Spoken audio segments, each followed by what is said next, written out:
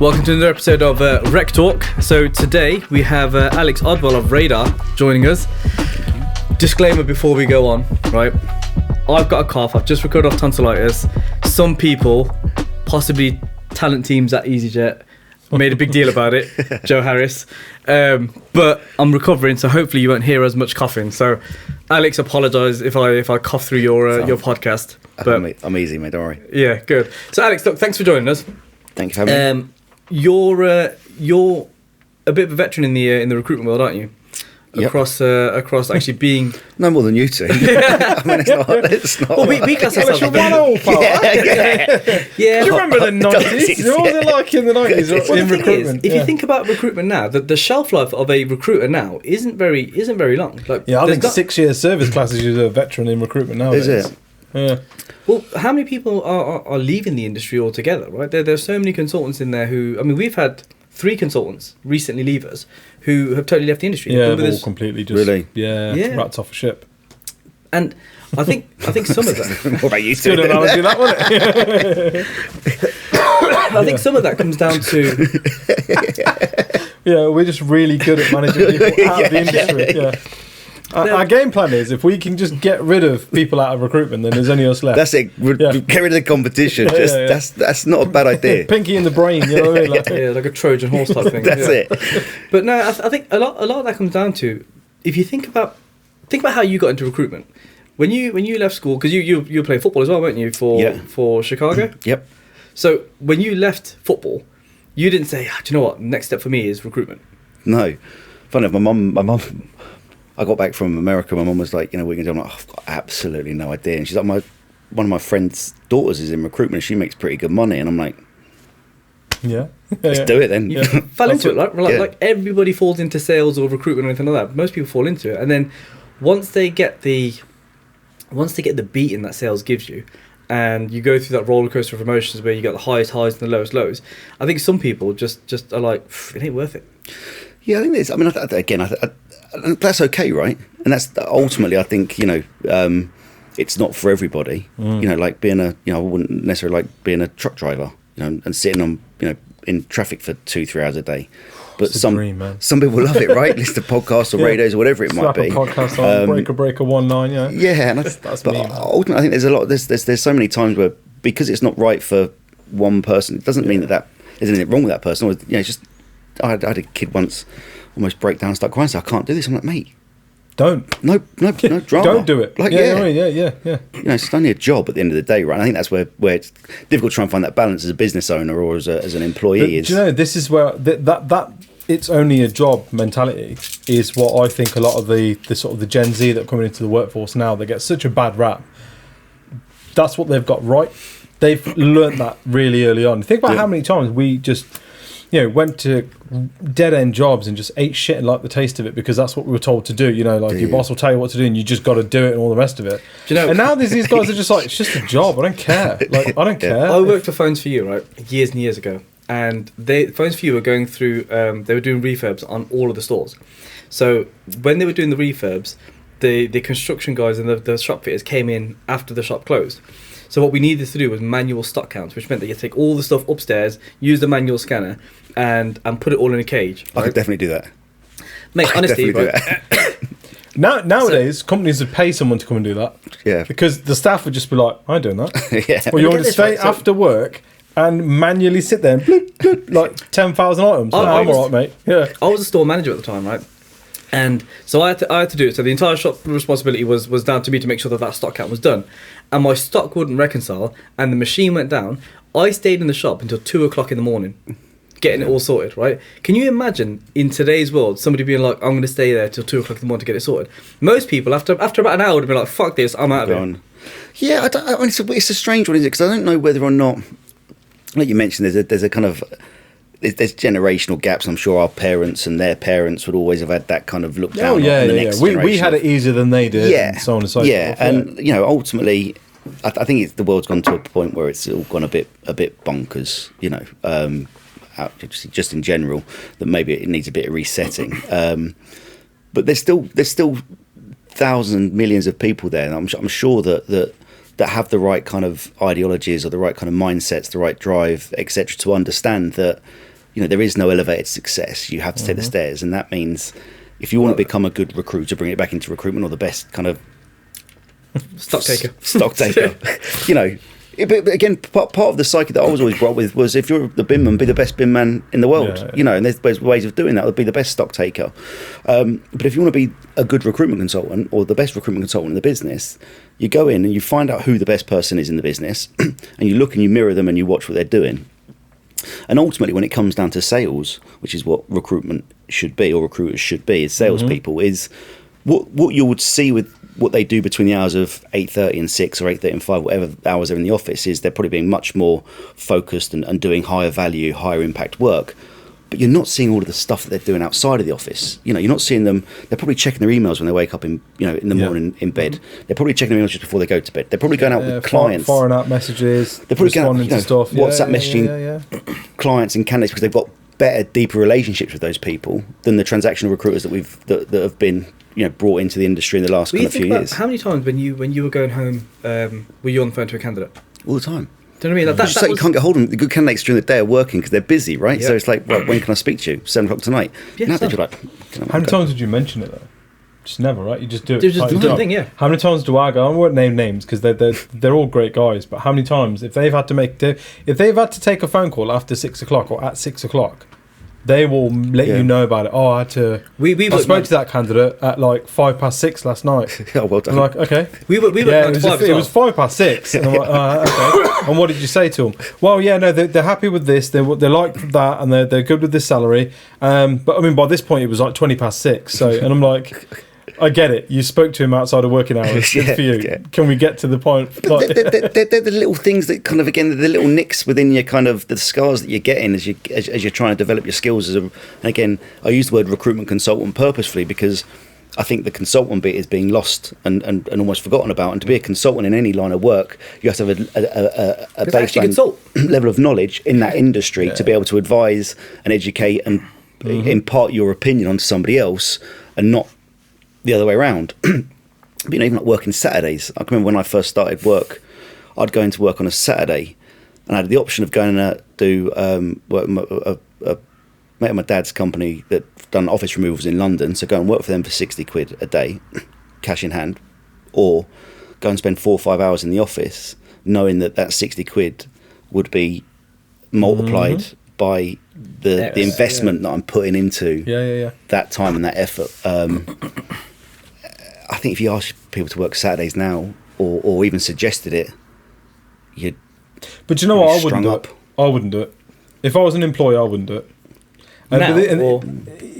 Now, definitely now. Because before, because we did it, right? No, before we did, yeah. No, but this is what. So my point of like the and I don't like the whole millennial Gen Z sort of thing, but the new batch of people that are coming in, we hear a lot, and I speak to business owners all the time that have got the same. It's like echoing the same things all the time. Yeah, like they're a different breed of people, and how do I motivate them? And all they want to do is work from home and work-life balance and all the rest of it. And I'm like, but they've got it right. They've absolutely got it right, because I wouldn't like. But if it's not work, it's investment. So if recruitment and sales, recruitment specifically, I think it's a very individual job. It's a very you're very isolated within your own what you can do. You're what managing you can make your desk, which is up a business to you, unit, right? essentially. It is your own business. But there's so many tools that are available now that weren't available when we were on the tools. True. That you don't have to go into the office, so you can still go and do your £60 removal on the weekends, cash in hand, knowing that you've got emails firing out and you've got automation messages going out and you've got connections going through, and do you know what I mean? There's that much out there now that actually you don't need to do those things. No, right? Going into the office is probably just kind of sitting at your laptop and doing a few hours worth of work. But the issue is right now what we've got is candidates and clients across any sector get annoyed at the fact that they get spammed with automated emails. Yep. And it's all just and even us as kind of business owners, when we get a sales call, you get annoyed at when you get a shitty sales email, right? I don't know why, but it's a bugbear for a lot of people, isn't it? Right? But at the same time, all those tools exist, and candidates and clients want a personal experience, but you're almost you're almost ignoring when the personal calls are coming through. So when a consultant is making the call, candidates aren't answering the phone because they're at work or they're doing whatever. Clients aren't answering the phone, but it's kind of like it's a horrible cycle of, we want that personal touch that we had years and years ago, but actually we want it on kind of our own terms, in that you either do it outside of work when I am available, or whenever I've got time to do it. But the consultants don't want to put the kind of the after hours work in, because the work-life balancing is so important now. Yeah. So it's almost a case of you've got the salespeople or the suppliers into these clients and candidates who have got their own priorities, and the candidates and clients who've got their own priorities, and they're almost butting heads to the point where there's no negotiation, there's no flexibility, there's no meeting in the middle. The consultants got their own priorities as well, right? I think, without opening up and that kind of really going off on tangent, I think the difference is we were driven to make money at that age, at that time where we were in our lives, because making that money allowed us to acquire the certain things that would help us feel like we're succeeding and are wealthy.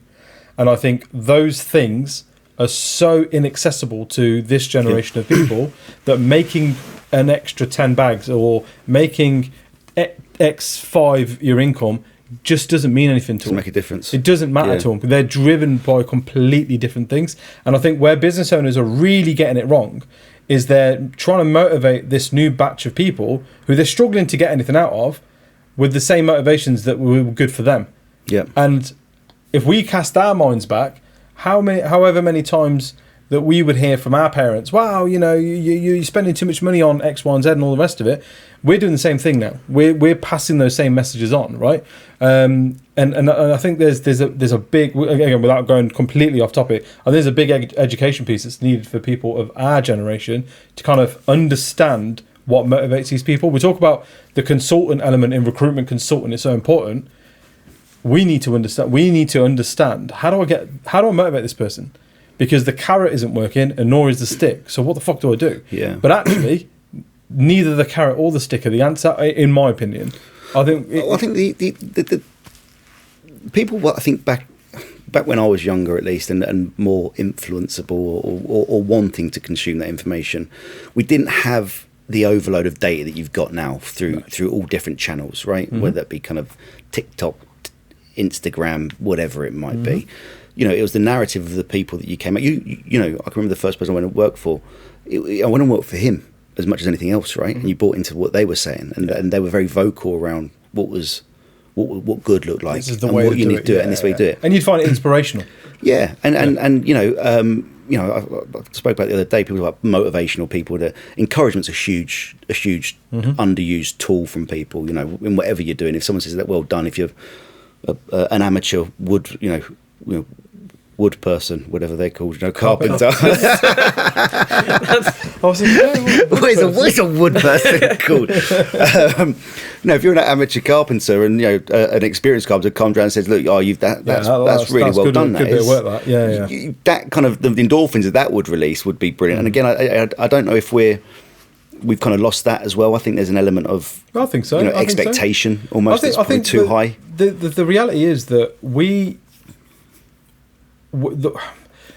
and we're kind of almost in that sort of middle part, right? But information is consumed at a much quicker rate, in a very different rate to how we consumed it, and that has a trickle-on effect to then attention spans to not only our consultants but actually our target audience, which are clients and candidates. Yeah. And again, just like we have or we struggle with this new batch of kind of consultants coming into the recruitment world who just don't seem to be motivated by the things that we were.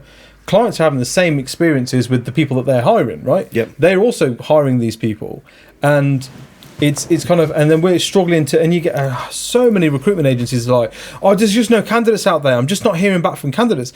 Well, yeah, because your outreach is not the way they want to be want to be approached. Voicemails.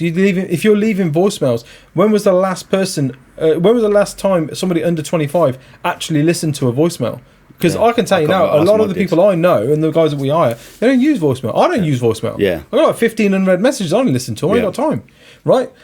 and a load of other stuff. Is it that you ain't got time, or is it that I can't be just, asked? Yeah, I can't. No, I just seen can't it be asked. called and I'm like, there's nothing interesting. I don't have the patience to listen to. Welcome to your EE voicemail. Yeah. You have 15 new. That's time that I could be consuming a TikTok. Yeah. Like genuinely, that's something else I could be doing in that time. And my brain is so like this all the time. Yeah. And there's more and more people like you hear all these people that are self-diagnosing themselves. I'm not. It's bollocks. A lot of his. Like the thing is, this is the point. You've got a lot of people. There's it's so much bigger than that, right? Because you've got a ton of people who are like self-diagnosing themselves with ADHD because they're like, oh no, I've got all the. I think I've got it. I've got ADHD. Symptoms, yeah. And it's like, no, what you've got is an overstimulated brain because you're so used to waking up and opening a social media app and watching a 7 to 10 second clip of something that gives you that little, haha, that was funny, next one. Yeah. Oh, I didn't realise that was happening, next one. Yeah. And we do it, right? Yeah. And we all do it. But then we come into the working world and we just all of a sudden think, no, we're in work now. So now we must work differently. Yeah. If we can get that balance right of kind of like, okay. So you think blending the kind of the personal habits into the work 100%. habits? Look at LinkedIn. Look at how pissed off people get on it. It's not a social networking site. Yeah. Be professional on LinkedIn. They're a dying breed. Yeah. And what you've got is people, because I've like you've got people posting pictures of their holidays and their dogs, and they're like putting memes out, meme pages like Recruiter Life. Shout out to Recruiter Life. It's got 40,000 followers in less than a year and a half. Yeah. Why? Just posting memes out and taking the piss out of recruitment because that people give a shit about. Yeah. But you know that sort of negative, uninformative content is always short-lived, though, isn't it? Because when you're looking at that's where the understanding of marketing comes in, right? So if you can put a call to action in, if you can put a like, here's something funny and stupid or whatever that will get your attention and make you laugh. Also, by the way, I do tech recruitment. You want to talk to me about tech roles? Come and hit me up here. But that works. Though, that gets the engagement and the impressions for those more than you businesses realise. that use that blend of let's try and make our staff as comfortable as possible and as kind of create that work-life balance, you get the Twitter scenario, right? Where that girl went in and she was like, oh, it's like 10 o'clock, I'm now going into the office. Oh yeah. I'm going to now get my Starbucks because we've got a free coffee station on site. Had a Starbucks, went and did her yoga session, then had a nap in the sleep pod. 2 o'clock she started working for about an hour and then went home at 4. Yeah. And then was gobsmacked when fucking she got fired. Sent her marching orders. Yeah, gobsmacked. But I think you're right. There's that not balance to be struck, but I think there's. You mentioned it was like that. What was it? Almost like the social lie that people tell, where it's sort of like, look how great it is to work here, and we've got like, you know, you started off with beanbags and fucking pool tables and free fruit, and when now it's like you can work 100% remotely, you can have unlimited holidays. It's like until things start going badly, and then you're back in the office. Yeah. This is it, right? It's like, or you can just accept the fact that I'm not saying bend over backwards and give people who really, really want everything they want, because really you don't need those people. Right? No. What I'm saying is wanting's better than having, right? Yeah, understand how to get through to these people. Me sitting there and talking to BB about, right, you know, if you hit these targets, I'm going to pay you this much, and that means you can save up this much, and that means you can get a better car. And she's like, but I like my car. Or you can save a deposit for moving out. She's like, but I like where I live. Yeah. I've got no reason to. I've got no reason to do these things because I'm not motivated by what you were. When you were in your 20s and you were like, I want to buy my first fucking car, I want to buy my first house, I want to do this, I want to do that. But I think the principles are still there, though, right? There's got to be something. Yeah, there's got to be something that kind of keeps the pilot light on overnight, right? But they're shouting about it. Work-life balance, that's all they care about. Yeah, but I had this conversation the other day with it was James Ball from AdBuilder, right? And I was like, let's all be honest. If from the minute, and it's an exercise we can all do, tomorrow, when work starts and you're in the office, have a stopwatch there and just press start when everyone's working. And every time someone stops, to whether it's to go get a coffee or go downstairs or have a little chit chat about something, because we all do it, just press stop. Yeah. And actually measure how long of the 8 hours people are actually physically working. Yeah, I'd be amazed if it's over 40%. But then ask yourself, do you really have a problem with people working from home because they're not working, or are you just a control freak? You know, it's sort of it's a mentality shift, really. Yeah, I think it's, you know, I don't know quite, you know, once you realise that life's pretty boring, you can start to enjoy it. Yeah. Right. And I think a lot of people are searching for things, you know, and I think that's where a lot of the issues can stem from, is that with social media, it's like, well, I've said this to somebody years ago, right? If you've got 356 friends on Facebook, there's a very good chance that every day one of them's doing something vaguely interesting. If you've got 10,000 friends, then forget it. You might as well. You don't know my friends, mate. Well, my Facebook but you know what I'm saying? It's like someone's going to the London dungeon one day, or one's going to be in Marrakesh on a holiday. So if all you're seeing and all you're consuming is why not me information, which I think a lot of the stuff is that people are getting. Totally. You get to a point whereby work-life balance becomes a really, really important part of what your psyche is. But what are you doing with the balance bit, right? Or the life bit, should I say? Going to the gym. I mean, as you can tell, I'm not necessarily a gym. What's that? I don't know. If you're there for 45 minutes, an hour max, right? Yeah. There's your time there. What else are you doing with those 6, 7, 8 hours that you want that is super productive or super useful? You have to be doing something. Can you not just have a bit of you time? Doing a bit of old Mickey Flanagan, doing sweet FA, sitting on the couch, staring at the ceiling. I like a bit of me time. Just nothing. But what do you do? It could be anything. It could be telly, FIFA, on the phone. Sometimes, and this is when the nights were a bit warmer, I'd sit in my garden. Kids are asleep. The missus has gone, took them to bed and all the rest of it. And I'd sit in my garden with my vape and just listen to nothingness. Because that's. But when you're on your deathbed, right? Hopefully for in a long time. Probably 3 weeks from now. Yeah. Do you think people look back and go? Look, I don't think people look back and go, I wish I'd have worked more hours. No one ever says that, though. No one. It's always, I wish I spent more time with the kids. I wish I spent more time with the wife. But that's what I mean. So spent more time filling those times with meaningful activity. Not, I wish I could have played more FIFA, or I wish I'd have, again. I know what you're saying. You're saying if you're filling the life part of your work-life balance with a load of useless crap, then that is also contributing to your misbalance of work-life balance. Exactly. You can't, work isn't always the problem. Have you end up in a work isn't always the thing that's stopping you from... how many times have you ended up in a YouTube or TikTok wormhole? Cooking YouTube videos is my, that's my sanctuary. That is... we're the worst. We'll literally be like, my legs fell asleep. Bro, I had to climb out of the bathroom oh my God, my legs are asleep. How long have I been up here? How fulfilled are you? How many times do you get up and then think, I enjoyed that 2 hours. I'm just not like, what a load of shite I've just watched. Exactly, right? And in that time, because I do all the time, me and the wife sometimes, right, we'll sit there and be like, she'll watch something, no worries. I'll be flicking through TikTok, she'll be flicking through TikTok. Hour and a half later, we're like, we could have watched a fucking film. Yeah. We could have watched anything. In fact, we could have done anything. Married at First Sight, and that was a pile of shit as well, so, didn't lose anything there. What's that, Married at First Sight? Oh, the wife made me watch it for 2 hours on Friday night, honestly, and I was I love that sort of shit TV. Beebe's a big fan of Married at First Sight, and your Beebs. I'm not, sorry. It's off Beebe's Christmas card list, obviously, now. No, but the point is, though, right, you say work-life balance and all that sort of stuff, and how fulfilled can anybody be when, at the end of it, they're like, well, I managed to watch 2 hours of TikTok. Yeah, no, I think that's a really powerful point. I never looked at it that way before. It's actually exactly that you're absolutely right. Your work-life balance is in imbalance, but you're focusing way too much on the work side of that being the cause, where actually the life side, all right, I'll give you more time on the life side. What are you doing with it? Yeah. What are you doing that's actually fulfilling? That you're... I'd love to then be an employer whereby you can leave at 9 o'clock at night if you can promise me that you're going to do something that's productive to the world and good for nature, etc.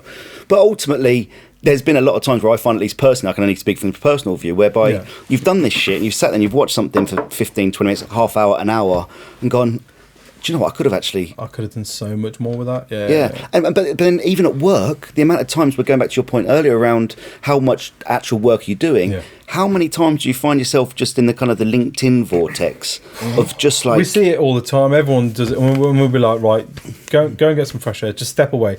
Yeah. I don't need you to be sat there to be pretending to be working. You're just going up and down. And we see it with CVs. Like Tash used to do it when she was towards and I'd say to him all the time, like, mate, she's clocked out. She's clocked out. She's been staring at that candidate CV for like 20 minutes now, and she's not reading it. She's just going up and down on it because she feels like she has to sit there and justify being here. And it's sort of like, Tash, go and do anything else. Just like, Take you back to about 2012, I think it was, when we just hired this guy, and it got to like the second Friday in the office, and one of the guys got up at about 3:30 to go for a meeting. and he wrongly assumed that was basically the guy. The first guy had made his move to leave for the day. So he stands up, puts his stuff away. It was all desktops and phones back there, but he gets his bag, and the guy in the business like, "What are you doing? What are you doing?" He goes, "I'm going home." And literally, he didn't even have to. It was just like, just do whatever, mate. Just go. But it's like, who's going to move first? Situation. Yeah, it's such a bizarre concept, isn't it? Like, but you want to go, just get up and go. But this is the thing. When I talk about the generation coming through now, I love the lack of filter that they have, and they will literally just be like, "Can I go home? Like, I've done everything I need to do. Can I just go home?" Like, it should be results based, right? I think again, not to be sound like a dinosaur, but if you said to your recruiters, look, every day you can go, once you've spoken to 15 candidates for at least 5 minutes, 10 minutes, once you've sent out 3 CVs, once you've booked an interview, once you've got a job lead, you can go. We're going to go fully results based. We don't care where you do this from, how long you do it for, etc. How you achieve it. Yeah. What matters is you the results. These, ultimately, the problem I think we've got is that it's and I've been guilty of this as I think a lot of people has.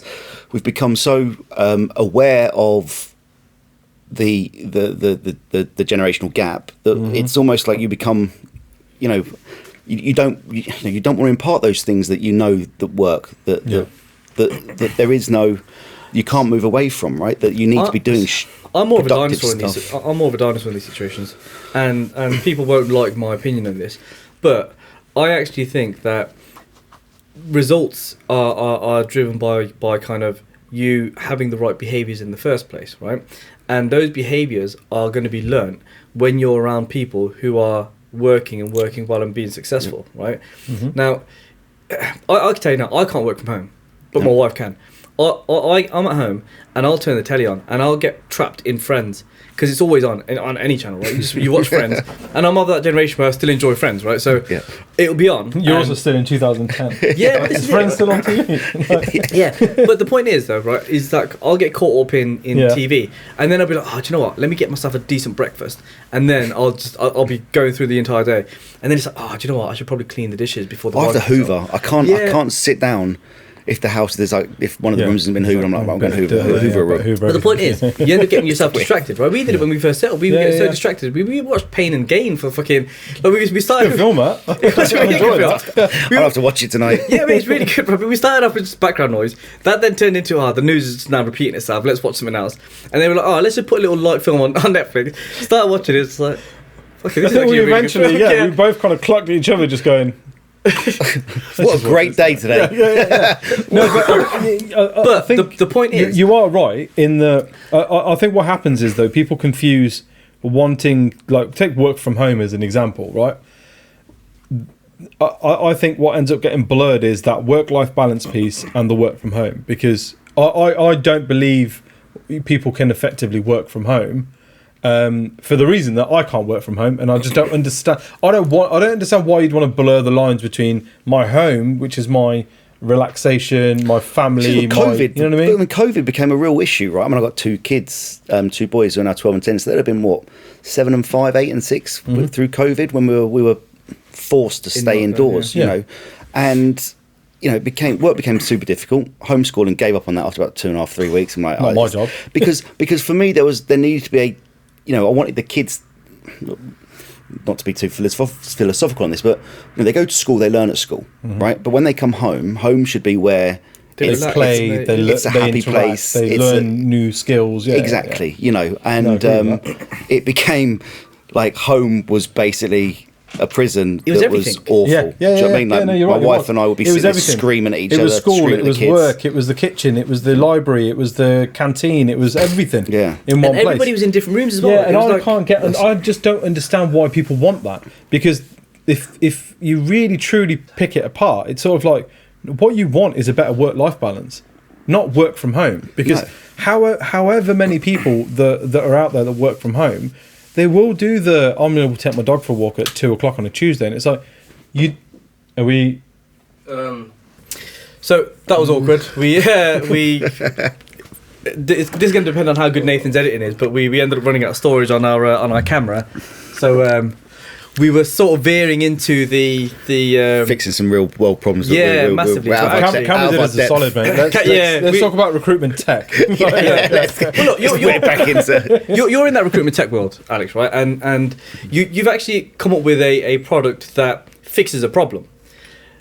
For me, I think there's a lot of tech out there that is actually not it's not fixing a big enough problem. It's tech that just exists because somebody had a difficulty doing something one day and it was just like, I've got an idea, let's do this. That's the issue in tech in general though, isn't it? You get a lot of techie people who can build some fantastic things, and then you kind of like, okay, but there's no real commercial application into the real world. And what I really like about kind of the description you were kind of explaining with Radar is that you're almost helping sort of early on consultants start thinking the way that we were almost trained to think of, like, no, don't just look vertically, look horizontally, look, diagonally, look everywhere.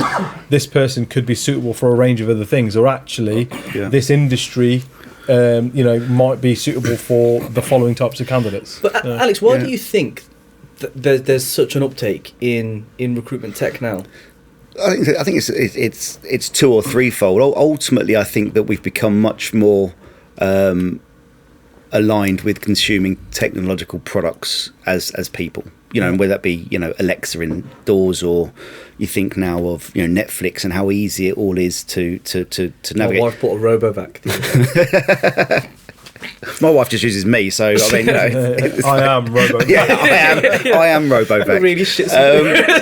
But ultimately, I think tech's become a lot easier to consume, and has it become a lot easier to build as well?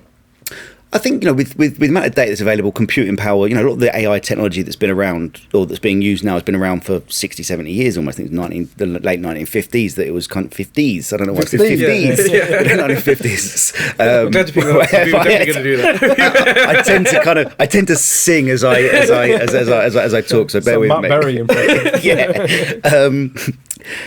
It's been around for a long time, but it's the computing power and the way in which apps can be built now that I think makes it much more consumable to people. Mm-hmm. But when we're talking about recruitment in technology, I don't feel, and I've bought a lot of recruitment technology in the past.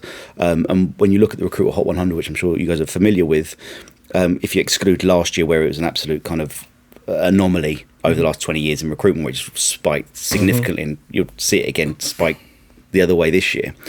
From 2015 to 2021, the median value or the median profitability of the 50th company was down 7% from 2015 to 2021.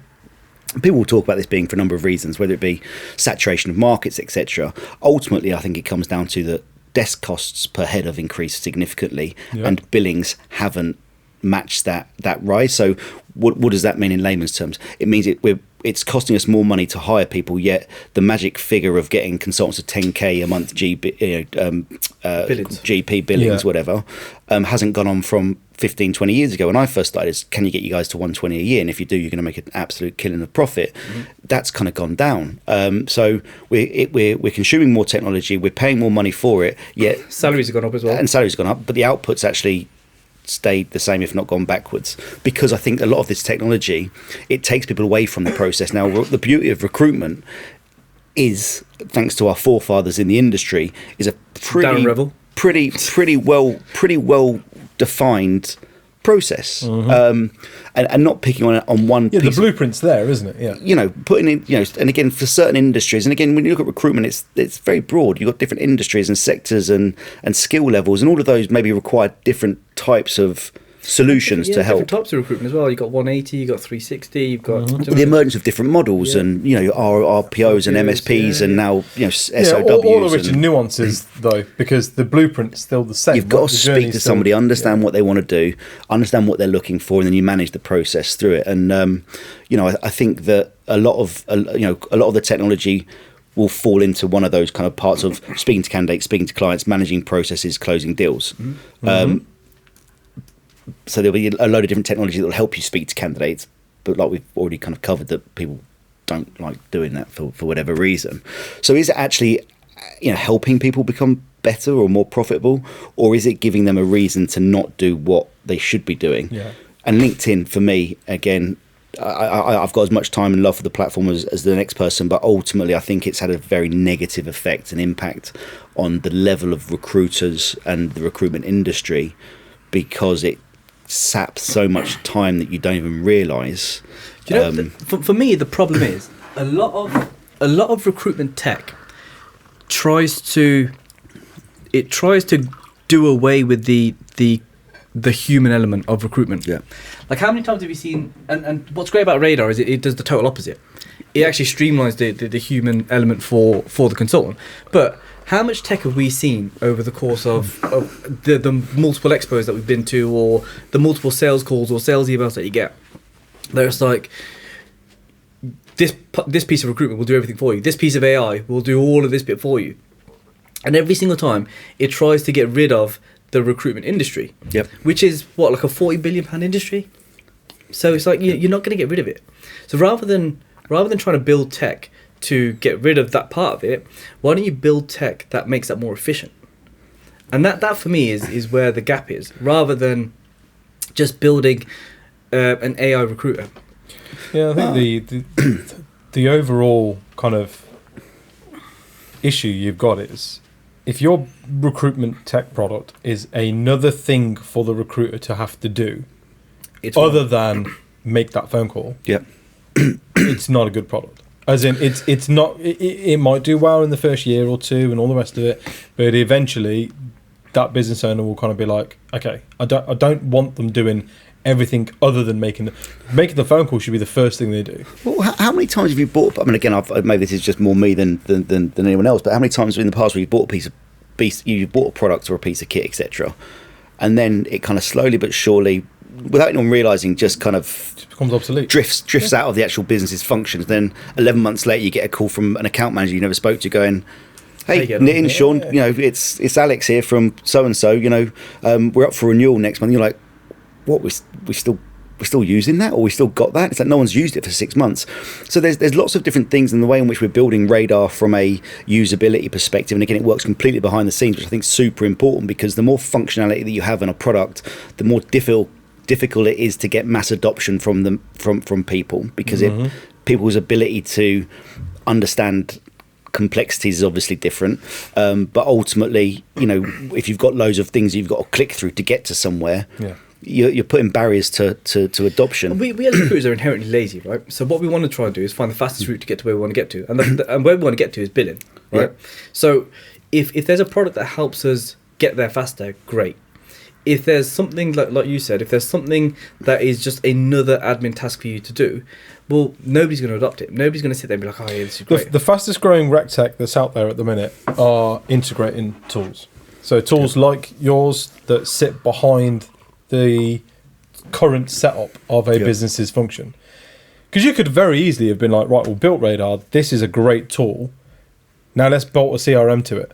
Yeah. Let's now build a CRM, because then you're selling two products. Then what you're trying to do is you're trying to move people away from their current CRM provider. And we've got 106 listed on Rectools. So you can be number 107.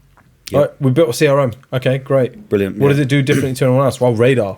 Okay, so that's your USP. Yeah. So why have you built the CRM? Yeah. And I think for a lot of rec tech businesses, that's kind of where they cock up, is like the core proposition or their core product is fantastic, but they then kind of build the function to use it within around it, rather than looking at integration. Yeah. Where I think the market seems to be now moving towards that kind of open source partnership integration mentality, where people like Bullhorn will absolutely be like, listen, if you can build something that makes our fucking system do like a better job than what we're doing that helps us retain our customer base. Yeah. And it gives you a customer base to directly sell your product to. And that's it. And look, you know, you've got me early on in the journey, right? And my view may change on this, but ultimately what he's going to build a CRM. Shit. Don't build a CRM. Ultimately, it's a really good point. You're trying to build. Yeah, just stop that. Stop developing that CRM right now. What's easier to sell to? 100 CRM vendors or 100,000 recruitment businesses to move CRM? Right? You know, the goal of Radar was always to solve the problem, and being selfish as a recruitment owner at the time was, I want my team to be doing more of the stuff that I know that's going to make them better and make them more money, and less of the stuff that isn't. So, you know, if you go back to when you were recruiting, and hands-on, if for every job that you pulled and that you'd qualified, within 30 seconds you would get, you know, a shortlist of the most relevant candidates in your database, in your third tray of your inbox back in the day, you know, the 20 CVs that you could just pull and call. Would that help you become more efficient and more effective? I fail to, you know, I fail to understand if it doesn't, because I don't know what else or how. No, I prefer to work harder. Yeah. Or, you know, I think I'm not a lazy recruiter. I like to go fishing for my I work for a living. yeah. No, but we used to do this, right? So when we first set up, we were accountancy and finance specialists. That's all we did. That's all we knew. We knew the market. We were geographically, sort of narrowed down to Birmingham and Coventry and Warwickshire. That was our market. That's our patch. And we'd go to a client meeting, and Alex would sit there and you'd say, right, I'm looking for a financial controller. They've got to have ACA, they've got to have this, they've got to have that, they've got to have this, and I want them from a Big Four background. And while one of us is talking to them, the other one would have the CRM open and go, someone like this. Yeah. And they'd go, yeah. Okay, well, somebody we're already working with, have registered and blah, blah, blah. So let's use this person as a framework. What's good about this person's CV? What's not good about the CV? Tell us more. And we would literally shortlist the job being sat there. But that was only because we knew our market and we knew the people that we'd registered. But you'd also... However, we were only ever registering 10, 15 people a week because that was our capacity.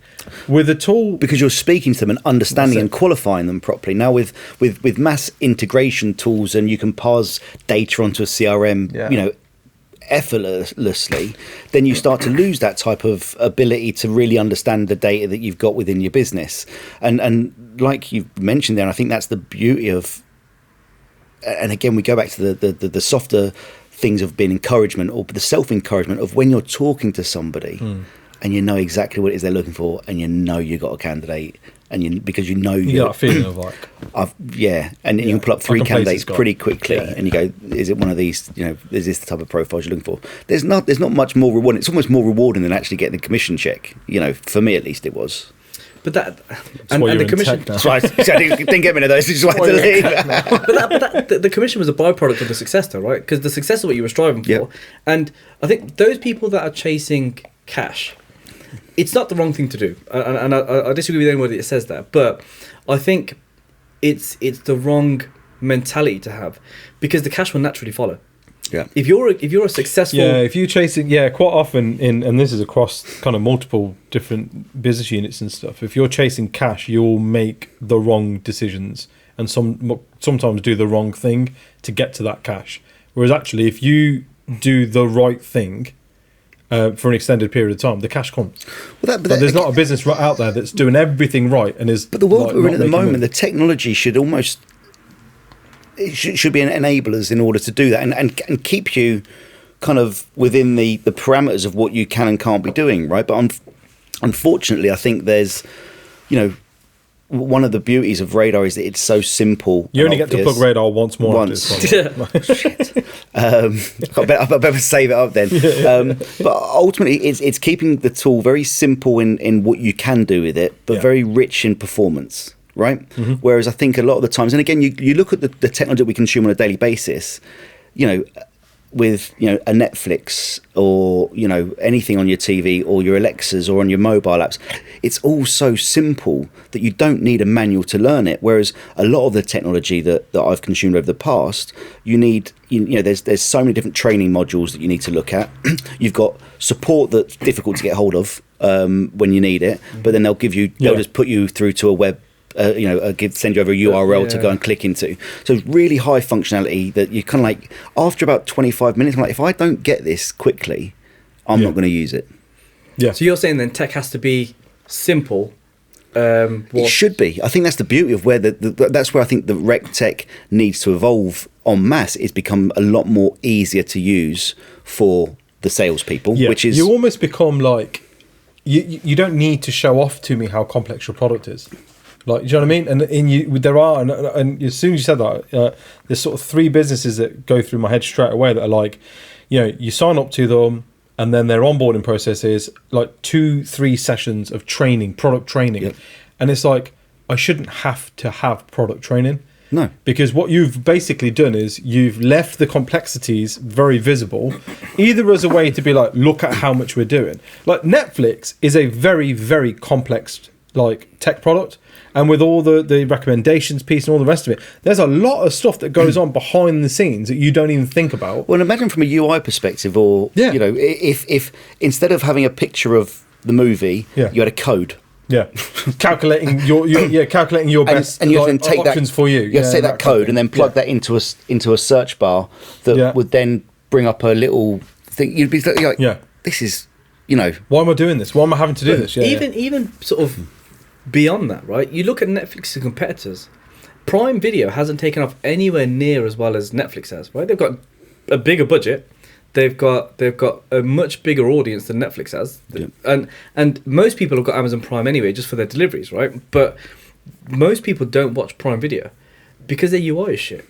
Yeah, and the use of it is shit. Yeah, no, I think you're right, because Apple. You made that's a bang on point about the copy and paste to URL. There's automation software that I use that I really, really enjoy using, but it is so complicated because you've got to do exactly that. Run your search on LinkedIn, right? Okay, take that hyperlink, put that into there, and they're already connected into my LinkedIn. So actually, they could very easy, from a UX UI point of view, just go, have you created your search? Yeah. Okay, click here for us to render it. Yeah. And we'll take that and we'll slap it in over here. Yeah. You don't need to do the copy and pasting.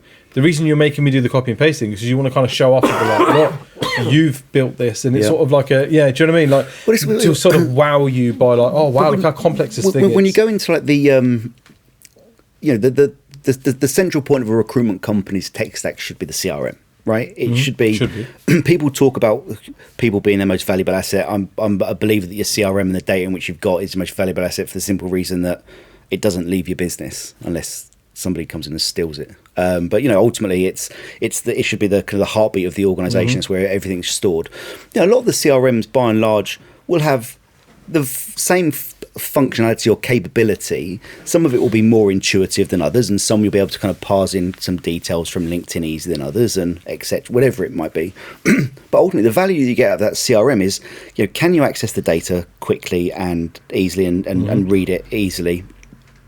Is it, you know, people talk about data enrichment. I think it's a really interesting point when it comes to recruitment, because you know, a lot of people will spend money on enriching the data, i.e. making the data on the candidate side up to date within their CRM, but nobody's looking at it anyway. So you could spend as much money as you want on it, but no one is going to call someone from it because they're decorating the back of the Christmas tree, isn't it? Well, yeah, because 100%, because there's got to be a way in which you can. We've got to kind of almost retrain people to go CRM first. We've got to be CRM first, and whether that be through giving incremental percentage points of commission improvements if you find someone from the CRM, because ultimately as a business you'd have saved money in buying that data from somebody else, somewhere else, or you have penalties in place whereby if you do go and you use a search tool, a LinkedIn or a job board, which costs the company money, that you've got a reduced commission because of the fact that you're. It's basically economics, right? Those details are only going to be on the CRM because they came from that external source, right? Because again, the argument there would be, right, let's stop our reliance on job boards and on LinkedIn, and let's push a ton of money behind our website and our job board on our website to encourage applications so that we've contained them and we have them. But because they've still the data in the CRM still needs to be enriched from somewhere. There's got to be a source, right? Because otherwise it just becomes a stagnant pond. Ultimately, you've got, again, depending on where companies are in their journey, right? You know, if you're a small company that's just starting out, you need to bring that data into your business. And again, how refined you can make that search data so you're getting the right kind of people within the right location, with the right industry, the right skills, the right sector, etc. And the quicker that you can build up that talent pool within your business, the quicker that you can start to reduce the reliance and the cost on those job boards. And again, I think the way in which we've seen with our customers make a benefit of, and this is the last plug of and you got one more. That's it. I'm going to use it up. Better be a good one. Drum roll. Radar. They've actually taken licenses away from some recruiters in their business to stem the flow of costs out, and forcing those individuals to actually just focus internally on the internal data. And they've got 300,000 plus CVs in their database now. Only one person can get one job, so there's pretty good chance if you've been going for 10, 15 years that person exists within your database somewhere, especially when you like to. I mean, I think the more people you speak to, the average is that 70 to 75% of your CVs or candidates that you place are already on your database somewhere lurking. Yeah. Bullhorn came out Engage and said 62%. So we're in that kind of ballpark region. 2 out of 3, let's say, are on. So, if you've got somebody that's putting eyeballs onto there, then there will be results. But ultimately, again, it comes into that shift of saying, right, you need to stop doing this. But in order for you to stop doing this, I've got to give you something that's going to make it. Yeah, I've got to incentivize you. And help you to go. And again, that's again. touches on the point before, which is what the motivate is for that generation of consultant. Yeah, because let's be honest, if actually 10, 15 years ago, one of our bosses would have come to us and said, right, I need you to start using the database first before you go on to Reed and before you go on to LinkedIn, we'd have just been like, yes, sir.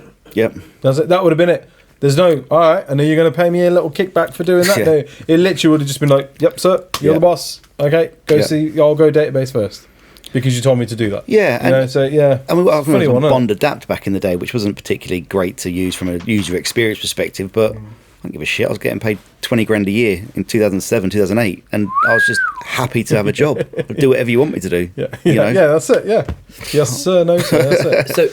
So, did you see a reduction of the amount of rec tech coming up, or do you think it's just going to keep going up? I think there'll be consolidation, obviously, across the industry. I think you'll start to see, again, with the way in which the recruitment industry has gone over the last 12 months, whereby you've seen companies get themselves into financial difficulty, whether that be through, COVID loans that became more costly to repay back, and the fact that they have been paying consultants a lot more money than they probably should have done, because, and it's weird, right? That's a really weird dynamic. The job's a lot easier than it used to be, but we're going to pay you a lot more than what it is. But I get it, the cost of living's gone up, and like I think you mentioned a really good point earlier.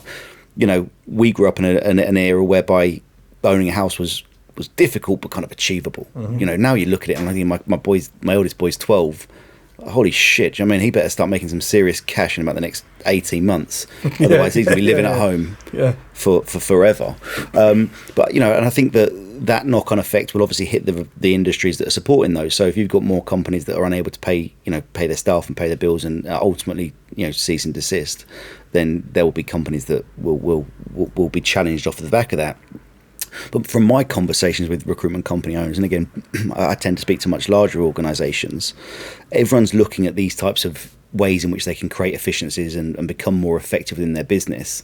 I think the challenge that a lot of providers have is that the way in which most recruitment companies think about tech is it's all just tech, right? So it's like, I'm saying we've got a sales engine, enhancer here, that is for front office technology. I'm not going to say the name of the company because I'm not allowed. I'm out of credits. I'm out of credits, right? But you know what I'm talking about, yeah. Or do we go and get like a commission tool, or do we get a payroll invoicing solution? And it's like you could probably do with all of them, but they're not. I guess there's a maturity that needs to happen, or a maturity within the industry, whereby you start to break down the business into front office, middle office, and back office. Your bigger organisations of the world, your S3s, your Hayes, your Michael Pages, again, they've kind of nailed this type of down because they're huge global organisations. Yeah, but they've had the time to get to that point. As those well, on right? those kind of growth part, those on kind of 152, 253, 400. I think there's still that kind of, do we go and pay 25 quid a pound a user for this, or do we get that at 1,600 quid a month, or and they're incomparable in terms of what the benefit of is to the business. And it also depends on what problem they're trying to fix as well, though, doesn't it? Because that's what I mean. It's like, there's so many. If you sat down and even with your own recruitment business, go right, if we had a magic wand, what would we do? And there's only so much time, effort, bandwidth that you have as a business owner in order to kind of focus on issues. But ultimately, for me, the thing that really used to fuck me off a lot was the ROI, getting ROI from the tech. That's a what at the end of the day, does this actually save me any money or help me make money? And I think it's almost impossible. Well, with job boards, it was easy, wasn't it? You pay, you get a job board, and I don't know, let's say it costs you $3,000 for the year or whatever, $4,000 for the year, and it's like, well, okay, I can work that out in fees. If I get 2 candidates out of that, and I'm getting 2 candidates out of that, 25k, 20% jobs, there's 5k, there's 10k, right? Okay, now I've covered that cost and more, and that job board's paid for itself. Yeah. With other tech, it's it's a little bit more challenging. But it is. But if you look at it a slightly different way, if you look at, on average, you guys would, again, not to put you on the spot here, know your numbers, but on average, how many candidates will your consultants manually add a month? 50? 60? So we actually target them on 5 a day. Okay. And do they do that? For the most part, they do, but that's because we've got tech that supports that as well. So let's say roughly 100 candidates, 100 candidates a month they'll be adding to the CRM. And if you look at the amount of money that you spend on search tools, LinkedIn, job boards, your CRM, Lusher, Contact Out, whatever else you've got, I don't think we're far off 700 to 900 quid a month on tech tools. And then you put into account the amount of time consultants spend searching for CVs. I think 25 is a probably low estimate. In reality, I think it could be more because they're not on the phone to clients pitching for business 75% of the time. So 25% of the time, 30 grand salaries, there's 7.5 grand plus your 800 quid a month. So we're looking at 9 plus 9. We're looking at 17, 18 grand a year in search tools and costs. And then if you look at that on a monthly basis, let's say 1,800 quid. 1,800 quid to add 100 CVs onto a database. That's 18 quid a CV. If they did nothing else. Yeah. 18 quid a CV. That's fucking loads for a data point. I mean, when you think about the amount of data already in your CRM, but also the amount of data that how cheap that how consumer and cheap data is nowadays, and how accessible it is. How much should a CV cost to be on a CRM? Pennies, 8 pence, exactly. 2 pence, and again you go right. It's actually 18 quid. That's kind of crap maths, but I think it works. I'm sure somebody out there's going to pull me up. Someone out there's going to pull me up on it. But you get the kind of concept there. It makes sense. It makes a lot of sense. It's about how you kind of look at these problems that it does start to go, hang on, that's a lot of money. Yeah. No, that's fair. Right. Okay. So look. We'll let you have one more plug. We'll let you have one more plug of radar. Not my math skills, how to get in touch with you. What's going on next then for you guys? Yeah, what's happening with radar then? Because you're kind of getting some. You're almost done proof of concept, and now you're going for sort of. Yeah, we've got clients, live clients, which is great, and we're extracting more and more value out of them on a weekly basis now. And again, just trying to refine and make it as easy for people to use the system as possible, but also then minimise the reporting. Analytics is a major part of this as well, right? And making sure that you're giving just the right amount of information to people, because I think you get, again, from what you can do with too much or too what you can do with all these analytics tools now. It's just like, just tell me what I need to look at. So we're actively onboarding new clients again. We're focusing on Bullhorn customers purely because we know the API and the iframes that can sit within the custom tabs before the fundraising Q1 next year. Then we'll look into the likes of your job adders, your Vinceris and your Mercuries of the world, etc. And then it's just about doing the same again and again and again, and loving the boredom and the repetitiveness of selling and demoing the product to people. I mean, this hands down the most fun part. Any kind of business journey for me is the next kind of 6 to 12, 18 months, whereby you're getting feedback from people. You're seeing it work and realizing the vision of what is. So what as can things be. stand, then radar. If I'm a recruitment business owner and I'm on Bullhorn, I can get access to radar. Yep. Okay. And typically, the power of the technology and the sophisticated nature of the technology means that the ICP, so the ideal customer profile for us, is those that have kind of 40, 50 plus consultants, so fee earners, and 100, 150, 200,000 plus CVs in their database. The more data that you've got, the more fee earners that you've got, the better the results will be. We've had people come with 5,000-10,000 candidates, and it's like it can be done, but ultimately that's cute. I don't mean that. I don't know. No, but ultimately, there's we need to be quite selfish as a business. Could you sell your product to that person? Absolutely. Would they get value out of it? No. Yeah. And then have you done the right thing? No. Yeah, and right? and that's for me is making sure we do the right thing for the customers and make sure that we're I've got too much of a conscience. Yeah. And Yeah, in yeah. 15 years, I've fortunately You're never. in recruitment. You don't have those. Yeah, but in 15 years, I never managed to really piss anybody off, which I think is quite a Yet. quite yeah. So There's still I've had to time. transition to go right. Let's see how we can up the ante here a little bit. Yeah. But no, it's cool, exciting man. times. Well, look, appreciate you coming on today. No, cheers for having me. Really, it's been really insightful. Good to put the world to right as well. Yeah, So, if anybody wants to get hold of you, so if I'm a Bullhorn customer and I want to, you can go to the website getradar.ai and book a demo through that, or just simply email me on alex@getradar.ai. Perfect. Perfect. Thank you very much. Thanks very much for your time, Alex. Cheers, guys. Thanks. Appreciate a lot. it. Thank you. Thank you.